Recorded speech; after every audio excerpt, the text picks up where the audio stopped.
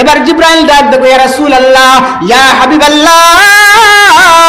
নবী গো আমার বেয়াদব মাফ করে দিবেন আপনার সামনে বলতে আমার বড় লজ্জা হয় আমার খুব শরম হয় নবী গো আমার খুব সাহস নাই কিন্তু আল্লাহর পয়গম্বরের পিরাপিরি দেখিয়া এবার জিবরাইল ডাক দেখো ইয়া রাসূলুল্লাহ ইয়া হাবিবাল্লাহ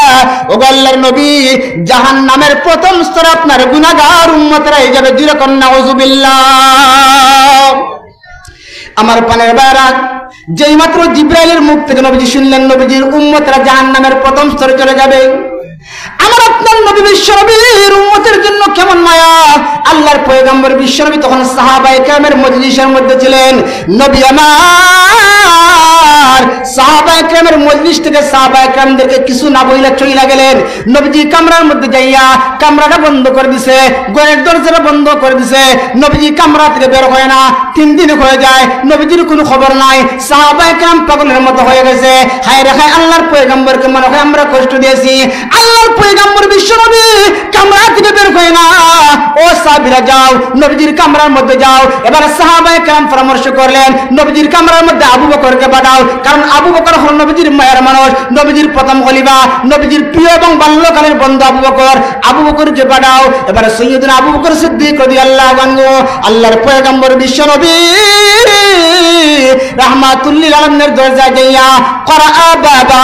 কোশাগাত করলেন আর সালাম দিলেন আসসালামু আলাইকা ইয়া রাসূলুল্লাহ ও আল্লাহর নবী আমি আপনার প্রথম সাহাবী আমি আপনার প্রথম খলিফা আমার নাম হলো আবু বকর ওগো নবীজি আজ কয়েকটা দিন হয়ে যায় আপনার নূরানি চেহারা দেখি না ইয়া রাসূলুল্লাহ ইয়া হাবিবাল্লাহ ওগো আল্লাহর নবী মনে হয় আপনাকে কষ্ট দিয়েছি আমাদের বেয়াদব মাফ কইরা দেন নবী গো দরজাখানা খুলে দেন আল্লাহর পয়গম্বর সিজদার মধ্যে নবীজি উম্মতের জন্য কান্না করে আমার পানের বাইরা নবীজির উম্মতের জন্য কেমন মায়া যেই নবী বিশ্বনবী রাহমাতুল লিল আলামিন সারা জিন্দেগি আল্লাহুম্মা উম্মত উম্মত বলে কেঁদে গেছে নবীজি কবরের মধ্যে শহীদ অবস্থায় আল্লাহুম্মা উম্মত উম্মত বলে কাঁদতেছেন ওই কিয়ামতের কঠিন ময়দানে যেদিন কেউ কারো আপন হবে না কোন নবীরা পর্যন্ত প্রত্যেক নবীরা বলবেন নাফসি আমি নিজে বেঁচে যাই কিন্তু ওই কিয়ামতের কঠিন ময়দানে আমার আপনার নবী বলবেন রব্বি হাবলি উম্মতি আল্লাহ আমার উম্মতরে বাঁচাও আমার পানের বাইরা এবার আল্লাহর পয়গম্বর সিজদা থেকে মাথা উঠাইয়া ডাক দেখো আয়েশা গো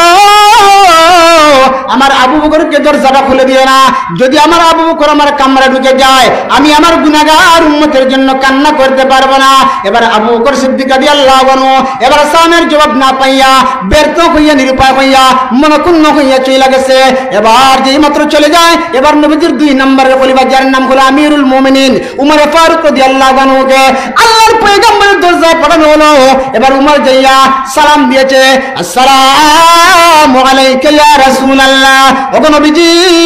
আমি আপনার 2 নম্বরের খলিফা আমার নাম হলো উমর নবী গো আজ কয়েকটা দিন হয়ে যায় আপনি দরজা খুলেন না কামরা থেকে বের হন না নবী গো মনে হয় মক্কার কোন বেঈমান আপনাকে কষ্ট দিয়েছে আমি উমরের সামনে ব্যক্ত করুন মক্কার বেঈমানদের কল্লাকে দ্বিখণ্ডিত করে দেব আল্লাহর পয়গম্বর বিশ্বনবী সালামের জবাব দিলেন না এবার নবী আমার সিজদা থেকে মাথা উঠাইয়া ডাক দেখো আয়েশা উমরের দরজা খুলে দিও না যদি উমর আমার কামরা ঢুকে যায় আমি আমার গুনাহগার উম্মতের জন্য কান্না করতে পারবো না এবারে সাহাবায়ে কেরাম পরামর্শ করলেন কোন সাহাবী গেলে কাম হইবে না একজন সাহাবী আছে মুরব্বি সাহাবী যার নাম হলো সালমান ফারসি রাদিয়াল্লাহু আনহু যেই সালমান ফারসি যখন ইসলাম ধর্ম গ্রহণ করেন তখন ওনার বয়স ছিল 120 বছর যেরকম আল্লাহু আকবার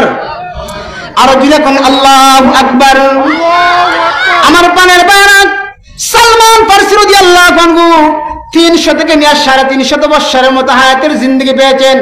উম্মতে মুহাম্মাদের মধ্যে কোন উম্মত এত লম্বা হায়াত পায় নাই এবং পাবেও না সালমান ফারসি রাদিয়াল্লাহু আনহু আল্লাহর পয়গম্বরের মুরব্বি সাহাবী এবার মুরব্বি সাহাবীকে পাঠানো হলো নবীজির দরজায় এবার সালমান ফারসি রাদিয়াল্লাহু আনহু আল্লাহর পয়গম্বরের কামরা যাইয়া সালাম দিলেন আসসালামু আলাইকা ইয়া রাসূলুল্লাহ ওগো নবীজি আমি আপনার মুরব্বি সাহাবী সালমান ফারসি নবী গো আমি তো ওই সালমান ফারসি ওগো নবীজি যেই সালমান ফারসি আপনার সোহবতে আসতে গিয়া কালিমা গ্রহণ করতে গিয়া ইসলাম ধর্ম গ্রহণ করতে গিয়া গোলামির শিকলে আবদ্ধ হয়ে যায়, ওগো নবীজি আমার বাড়ি তো মক্কায় না, আমার বাড়ি ছিল পারস্যে, আমি একজন রাজার ছেলে ছিলাম। ওগো নবীজি ইসলাম ধর্ম গ্রহণ করতে গিয়া কত কষ্ট করলাম। ওগো নবীজি মনে হয় মক্কার কোনো কাফের বেঈমান আপনার উপর আঘাত করেছে, নবী গো আমাদের সামনে ব্যক্ত করুন। আল্লাহর পয়গম্বরের সিজদা থেকে মাথা উঠাইয়া ডাক দেখা আয়েশা গো আমার সালমান ফারসির দরজা খুলে দিও না, যদি সালমান ফারসি আমার কামরায় ঢুকে যায় আমি আমার গুনাহগার উম্মতের জন্য কান্না করতে পারবো না। এবার সালমান ফারসি ব্যর্থ হইয়া চলে গেলেন। এবার সাহাবায়ে কেরাম পরামর্শ করলেন কোন সাহাবী দিয়া কাজ হইব না, যদি নবীজির দরজা খোলাইতে হয় নবীজির মেয়ে ফাতেমাকে নবীজির দরজা পাঠাও, যেরকম সুবহানাল্লাহ। এবারে সাহাবায়ে কেরাম পরামর্শ করিয়া আল্লাহর পয়গম্বরের আদরের দুলালি ফাতিমাতুজ জাহরা রাদিয়াল্লাহু আনহাকে আল্লাহর পয়গম্বরের দরজায় পাঠাইবেন। এবারে সাহাবায়ে কেরামদের পরামর্শ ক্রমে সালমান ফারসি রাদিয়াল্লাহু আনহু এবার ফাতিমাতুজ জাহরার বাড়ির দিকে রওনা হয়ে গেলেন। এবার যাইয়া সালাম দিয়েছেন। এবার ফাতিমাতুজ জাহরা বলেন মান আনতা, সালমান ফারসি বলেন আনা সালমানুল ফারিসি। ফাতিমাতুজ জাহরা ডাক দিকে সালমান ফারসি কি জন্য এসেছো, কোন কারণে আসছো? এবার সালমান ফারসি ডাক দিকে ফাতেমা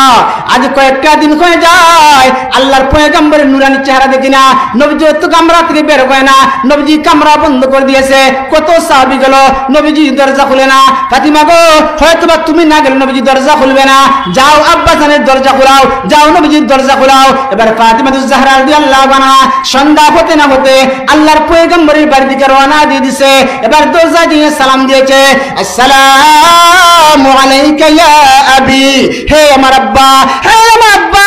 আমি আপনার মেয়ে ফাতেমা, 3টা দিন হয়ে যায় আপনার মেয়ের খবর নেন না, আপনার নাতি হাসান হুসাইনের খবর নেন না, আপনার জামাতা আলীর খবর নেন না। ওগো আব্বা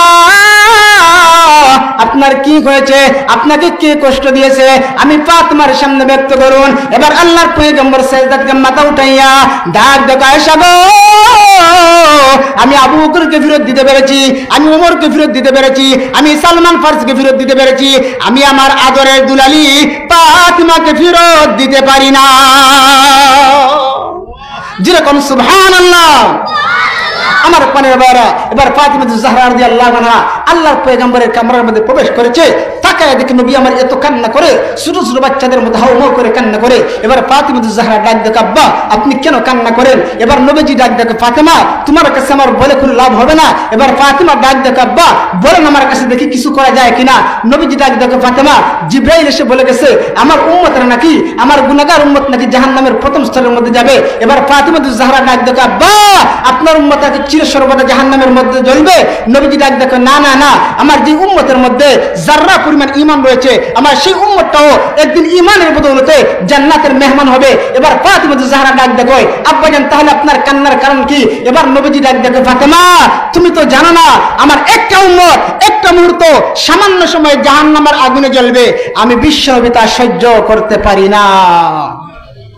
নবীজির উম্মতের জন্য মায়া বেশি না কম? আর একটু জুড়ে বলেন নবীজির উম্মতের জন্য কেমন মায়া আমার পানের বাইরা। তাহলে এই যে জাহান্নাম, জাহান্নামের 7টা স্তরে 7টা